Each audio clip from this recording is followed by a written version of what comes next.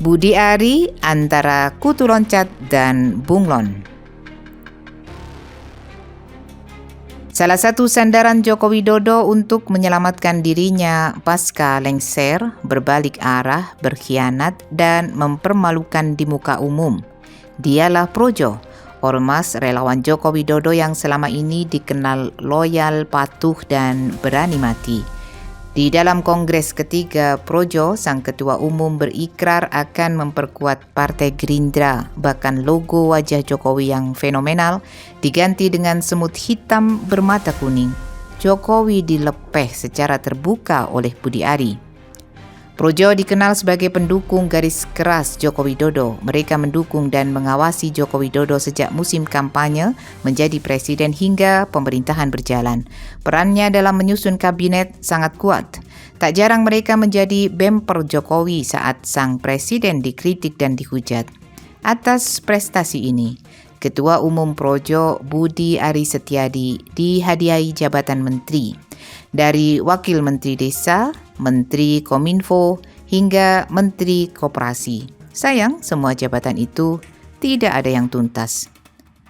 Projo sudah menyatu dengan Joko Widodo. Namanya saja Pro Jokowi, bahkan logonya memakai wajah Joko Widodo yang ikonik.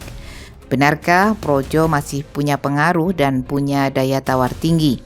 Siapa Budi Ari sehingga publik harus patuh dan tunduk pada dia? Sejak duduk di kursi Wakil Menteri Desa, suara Budi nyaris tak terdengar. Ia baru ada suaranya saat menduduki jabatan Menteri Komunikasi dan Informasi Kominfo. Itu pun setelah kasus judi online merebak dan Budi tak mampu mengatasinya.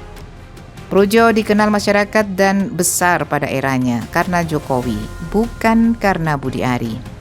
Sekarang era sudah berubah, bahkan orang yang dibesarkan Projo, yakni Joko Widodo, sudah dianggap tak berguna, tak punya nama besar, sehingga harus ditendang. Projo sendiri harus berubah haluan. Jokowi dianggap masa lalu dan tak punya harapan lagi. Masa depan Jokowi suram bahkan gelap. Jika tidak gelap, tentu Projo akan berlabuh di Partai Solidaritas Indonesia PSI, di mana Joko Widodo sebagai Ketua Dewan Pembina.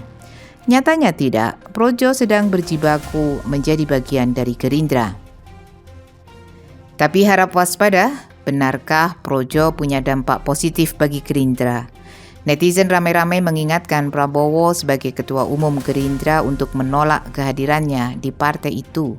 Jejak langkah Projo yang menjadi pendukung radikal Joko Widodo berkontribusi merusak tatanan berbangsa dan bernegara, berkonstitusi dan regulasi. Projo di Gerindra dianggap toksik yang berbahaya.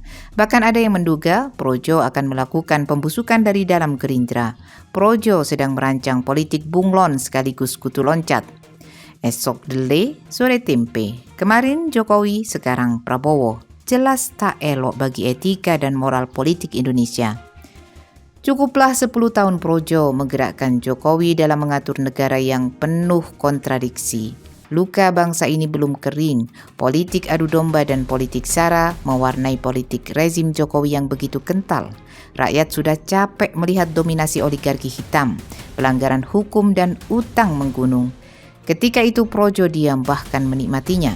Prabowo harus jeli terhadap Budi Ari. Meskipun sama-sama punya masa, Budi Ari bukan Gus Dur, bukan Megawati, bukan pula Habib Rizik yang punya idealisme.